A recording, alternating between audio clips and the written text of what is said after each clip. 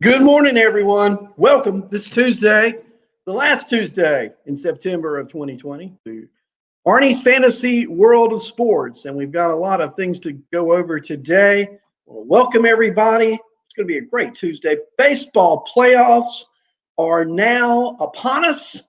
And it is also, if you are an NFL fantasy player, time to look at your waivers for week number 4 last night. And the only sporting event that I watched last night was the Chief game against the Baltimore Ravens. And if you watched any of that, you just have to leave by saying, wow, Kansas City, they just look unreal at times. You know, if I were the Kansas City Chiefs, I would never punt. I would go for it on fourth down. I think over the course of a season, you may see them average 50, 60 points a game if they did that. I would never punt. There was one play last night, if you watch it, where Mahomes drops back to pass. He's about to get hit. He just lets it fly. Out of nowhere comes Hardman, catches it, touchdown. I mean, it was like, wow. I mean, how they have put that team together, that offense is incredible. The defense isn't bad. And they made Baltimore look like a much lesser team last night. Let's put it that way. And Baltimore, they are an outstanding football team. So I think that AFC West, where you've got the Chiefs, you've got the Raiders, you've got the Chargers, you've got the Broncos, it has typically been a very well-balanced, fought out. But this year, I think the Chiefs are just clear heads, tails above every team in the AFC. I mean, I think it's the Chiefs and everyone else. Now, does that mean they can't lose? No, it doesn't mean that. It just means right now other teams have got some work to do because Kansas City, they're a fine oiled machine. Just that's all I can say. We'll talk about NFL a little bit later. I want to start off with what's really exciting to me today. The Major League Baseball playoffs are here. That's right. And so today it's going to be an interesting game.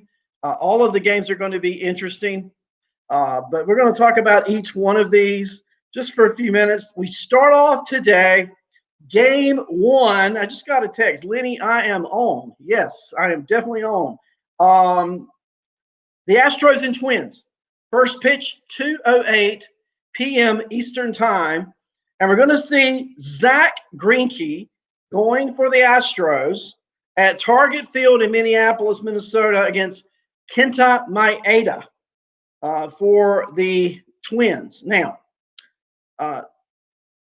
when you look at that matchup, Greinke is a crafty player, no doubt about it. Maeda has had an outstanding season. I think today you're going to see a lot of offense. I just have that feeling. We'll see how correct that is, but that's how I see it working out. I think both teams are going to score a lot of runs today. I don't think it's going to be the pitching matchup that may look like on paper. We will see, but that's how I see it. I think the Twins are certainly the favorite in this series. I think the Twins have probably similar pitching to the Astros, starting staff, bullpen. Neither team is great, but the Twins' offense has just been incredible this year, and playing at home and having that home field advantage is to their advantage. Look for them to take game 1 today. We'll see how the rest of the series goes. White Sox and A's play at 3:08 today. This, to me, is a really interesting game. White Sox right-hander Lucas Giolito, he finished the regular season out, striking out 11, giving up 2 runs over 6 innings against the Indians last Wednesday. He went 4-3 on the season. He had a 3.48 ERA, a 1.04 WHIP. He had 97 strikeouts in 72 1/3 innings. Oakland, a tough matchup, but Oakland strikes out a lot. And when Lucas Giolito is on his game, he is arguably one of the top 5 pitchers in all of Major League Baseball. Now, Oakland, they counter today with rookie left-hander, or right-hander, come on. Rookie left-hander Jesus Luzardo. He will start game one. Now, here's a key fact, I think, going into this game, and I think the White Sox win today. The White Sox were a perfect 14-0 against left-handed starters this year. Now, Luzardo had a 4.12 ERA, 59 strikeouts in 59 innings. Chicago had also the best slugging percentage in the American League against left-handers and ranked second with an 887 OPS. So Luzardo is high risk, high reward if you're playing DFS today in the playoffs here in the first round. I'm going to take the White Sox winning that game. I think they're going to score some runs. I think the A's bullpen, if it becomes a bullpen game, is always in Oakland's favor. But I don't see this one being a bullpen game. I think it's going to be decided early on, and I think the White Sox are going to jump all over Luzardo. At 5:07, the Blue Jays take on the Rays at Tropicana Field in St. Petersburg, Florida. It's going to be Matt Shoemaker against Matt Snell. Now, Snell, he's looked really good at times this year, not so good at others, coming off of injury. But look, Tampa playing, if you've ever been to Tropicana Field, first of all, it's a little bit dark in there. I mean, even with lights on, it has this sort of, dark feeling. It's a different atmosphere for hitters. And I think Tampa, having played there all year long, of course, now Toronto has played there. At least they were in the same division. They've gone in there and played. But it's a distinct home field advantage. Whereas if the series is played in Buffalo, that is sort of an equalizer. The field there is a hitter's park. It helps both offenses. Tropicana Field is a definite home field advantage, even when fans are not in the stands. And so I'm looking for the Rays to win game one today to start off their series. And then finally tonight, in the nightcap, the Yankees and the Indians. Yeah, my Yankees are playing tonight in Progressive Field in Cleveland, Ohio. And it's going to be, talk about aces. You've got Shane Bieber going for the Tribe and Garrett Cole going for the Bronx Bombers. It looks like, on paper, this is going to be a pitching duel of the utmost kind. Now, we know both teams have some really good hitters. But when you talk about Bieber and Cole, you're talking about two of the greatest pitchers in the game today. Should either team be able to jump out to an early lead, then that team, in my opinion, wins game one. And game one in every series, what we'll call the wild card series, because every team has every game playing three, there's a wild card team of some kind.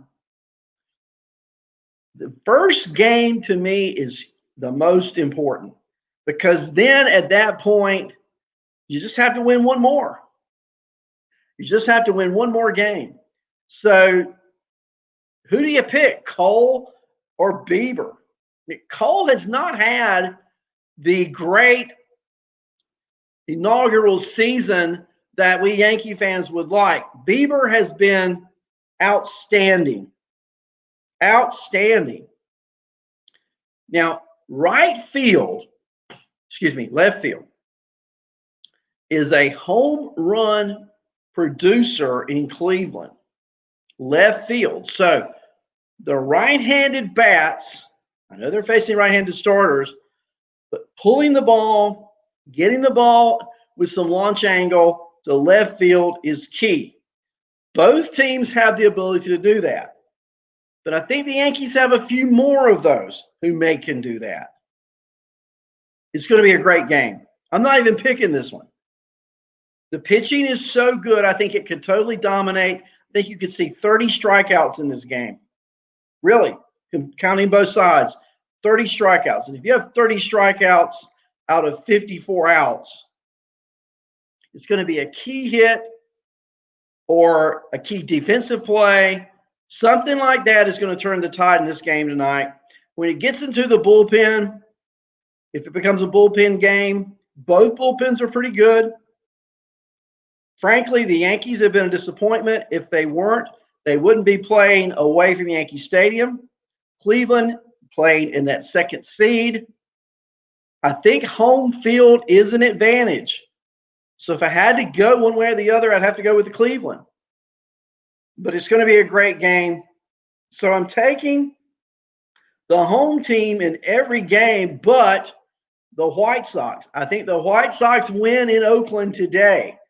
I think the A's make an early exit in the playoffs this year. We shall see how good of a Swami crystal ball reader I really am. My luck, A's will come out, bomb them in the first inning. That could happen. That's the great thing about baseball. You just never know until you play the game what's going to happen. Let's look at some other news and notes. Lurie Garcia for the White Sox. He's had a thumb injury. He took a workout swings on Sunday and had a simulated game on Monday. And he's been out since August 10. Put on the 45-day list back in August, but now he's ready to make the roster in the playoffs. 29-year-old hit .271 with 3 homers and 8 RBIs in the course of the regular season. Eloy Jimenez thinks he'll be able to start game 1 today in Oakland, despite missing last weekend with a mild foot sprain. Now, Jimenez, what did he do? He participated in sprint drills, took part in batting practice, and he went through throwing and fielding drills on Monday as well. The 23-year-old will probably serve as a designated hitter, which means that either James McCann or Yasmani Grandal will not be in the lineup. Jimenez hit .296, 14 homers, 41 RBIs. He's a gotta-have bat, and he'll be a tough matchup for Jesus Luzardo today in game 1. Let's see. One more note I think is important. San Diego, Clevenger and Lamet both went out with injuries the last week of the season. Well, Lamet, bicep injury, and Clevenger, elbow injury, both threw on Monday. What sources called playing catch, aggressive playing catch. Neither threw a bullpen. Both are rotational options for the wild card series against the Cardinals, which starts on Wednesday. They're unlikely to start in game 1 since they haven't thrown a bullpen yet since their injury. Zach Davies. I know he's had a great year, but I'm just frankly not carried away. I could see the Cardinals just blasting Zach Davies. He's the only starter, though, guaranteed to be in the wild card rotation for the Padres. And even though I'm not impressed with him, he had a .273 ERA over 12 starts. So Lamet, Clevenger, high risk, high reward, great pitchers when they're healthy. It's going to be interesting to see what they do with those players. Did you read where New York Yankees catcher Kyle Higashioka will start at catcher against the Indians on Tuesday? We know the struggles Gary Sanchez has had. Higashioka, he's had strong play. He's hit the ball well. He's caught Garrett Cole several times. Not really a great fantasy option today, considering Shane Bieber is on the mound, but he's going to start for the Yankees. So there you go. Let's look at some DFS picks for today. I've already talked about Garrett Cole. Give you some more stats on Cole. I like Cole today at Cleveland, $8,600. You know, he's had all the postseason, World Series history. In his last 4 starts, Garrett Cole has allowed a home run in 2 of those 4 starts and only 1 in his last 3. That's big because he had given up at least 1 home run in each of his first 9 starts this season. He has allowed a 6.6 barrel rate. That's low in case you're wondering. And a 37.7% hard hit rate over the last 4 games. He will face an Indians offense that has been nothing less than ice cold outside of Jose Ramirez in the month of September. In the month of September, the Indians are striking out 23.4% of the time versus right-handed pitching. Now, again, I've told you earlier, I think it's going to be a pitching duel, but I like Garrett Cole at $8,800. $80,000 today is Kenta Maeda.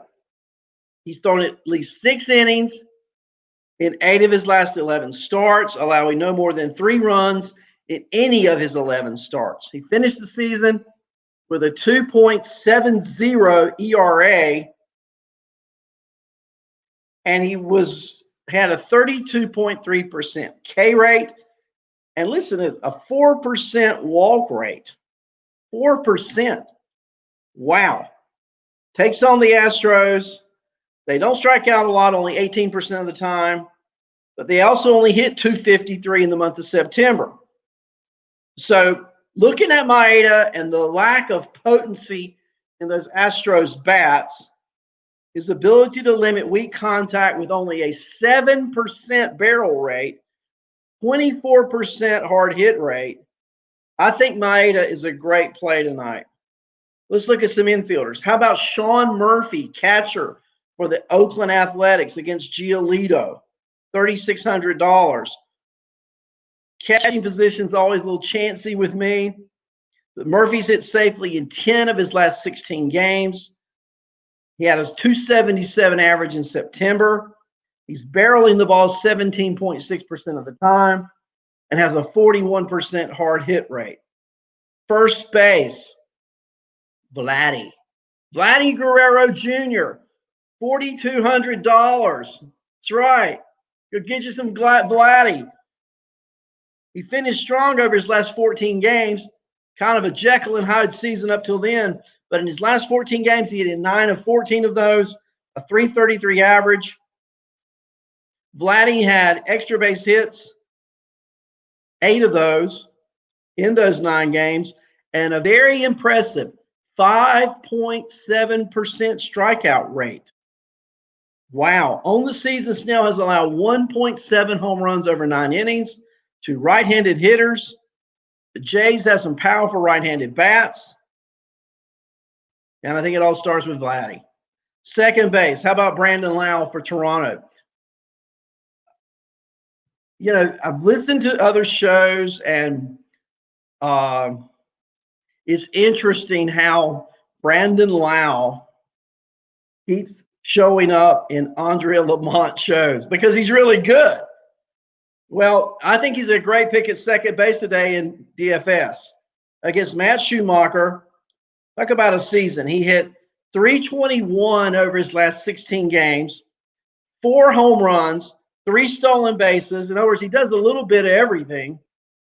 He had a 12.7 walk rate, a 13% barrel rate, and a 50% hard hit rate. Schumacher only threw 3 innings in his last appearance on September 21st, and that was his first appearance since August 21st. Now, in order today, it looks like it may be Robbie Ray following Schumacher, but we'll see about that. Lowe hit 259 versus right-handed pitching this year and 300 against left-handed pitching this year. Lowe is a left-handed bat. So it doesn't look like it matters whether it's going to be Schumacher or Robbie Ray. Brandon Lau will be ready. We'll see how it goes. Third base, Jose Ramirez against Garrett Cole. Jose Ramirez, probably one of the hottest hitters coming into the baseball playoff season. He hit safely in 13 of his last 16 games, a 417 average, 17 extra base hits, only struck out 10% of the time, had a 21% barrel rate. He's locked in. He'll face Cole tonight, who allowed 2.7 home runs per 9 innings to left-handed hitters with a 40% hard hit rate to left-handed hitters. So Cole has got his work cut out for him today against Jose Ramirez, and Jose Ramirez costs $5,300 a day in DFS. Shortstop, how about Willie Adames? Tampa Bay Ray against the combination of Schumacher and Ray that we talked about earlier. Adames finished the season on a 4-game hit streak where he had 2 extra base hits and a stolen base, a 313 average. I think another option at shortstop could well be Jonathan Villar, Toronto at Tampa Bay. How about our outfield options today? Eddie Rosario against Zach Greinke. Rosario comes into the playoffs hitting safely in 8 of his last 10 games for a 289 average. To go along with that, 3 home runs. He has a 43% hard hit rate. And against right-handers, he hit 265 on the season. Now, Greinke, over his last 7 games, has a 5.73 ERA, has allowed 6 home runs, and a 37.7% hard hit rate. The bomb squad in Minneapolis is going to be out today to get Greinke, I can tell you. I don't think Zach's going to fare very well, and I think Eddie Rosario is a great DFS play today in fantasy. How about Randy Arozarena for Tampa Bay, outfielder against Michael Schumacher, Robbie Ray? He, in his last 8 games, has hit 320. He has a 400 ISO with 3 home runs, 3 stolen bases. He has power. He has speed. Should get the opportunity. And then finally, for my outfield slot, I'm going to take Luis Robert at Jose Luzardo. Now, I know that he tailed off towards the end of the year, okay? But on the season, Robert hit 273. And versus left-handed pitching this season, that ain't too bad. He could easily go over, no doubt about it. But he could also hit a home run or bring some bat to that lineup. He's a risky play, but he's super talented. He's only $3,300 today on DFS. So I got to go with Luis Robert. So that's a look at some of the playoff games, DFS plays for today. I want to quickly turn and take a look at the NFL. How many of you guys are playing NFL fantasy? I love it. I've been into it for the last few weeks. I'm in a 14-team league I told you about yesterday. I won this week in that league 170 to 104. Yes, I have Russell Wilson, who's the quarterback of the year. Yes, I have Keenan Allen, who woke up after week 1. He didn't think the season started until week 2.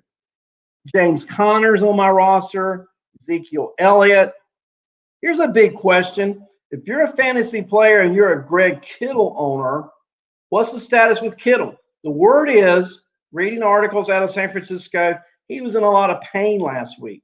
Yes, he tried to practice, but he was never really a serious consideration to play. If you drafted Kittle, as I did, you probably drafted him in the top 2 or 3 rounds. So now you're scrambling for a tight end. So I got some suggestions for you that should be available in deep leagues. And I like the first one a whole lot. Dalton Schultz for the Cowboys.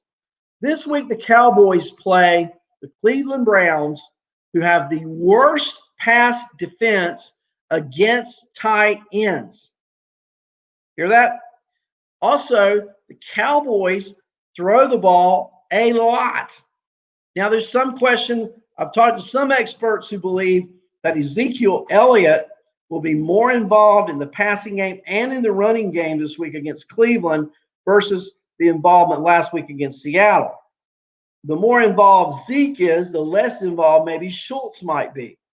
But I still think Schultz, who has 16 targets in the last 2 games, is going to get some work. And I think if you're in a deep league and Schultz is on your waiver wire, he's worthy of an ad. Now, are there other tight ends? Sure. How about Jimmy Graham? Remember Jimmy Graham? Former all-pro tight end who was put on the scrap heap, picked up by the Bears. Last week, he ran 42 pass routes. Put that in perspective. Only Zach Ertz ran more routes than Graham in week 3 of the NFL season. Routes run, I think, is more important with tight ends than offensive snap percentage. Why? Because tight ends who are running routes are eligible to catch passes. Sometimes tight ends can play snaps and be there to block. Graham is not your blocking tight end. Graham is your receiving tight end.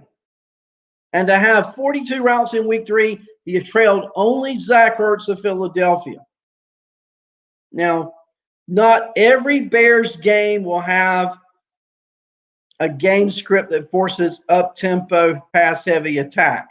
However, Graham scored 2 touchdowns last week. Nick Foles, now in at quarterback for the Chicago Bears, loves to throw short, either to his running backs.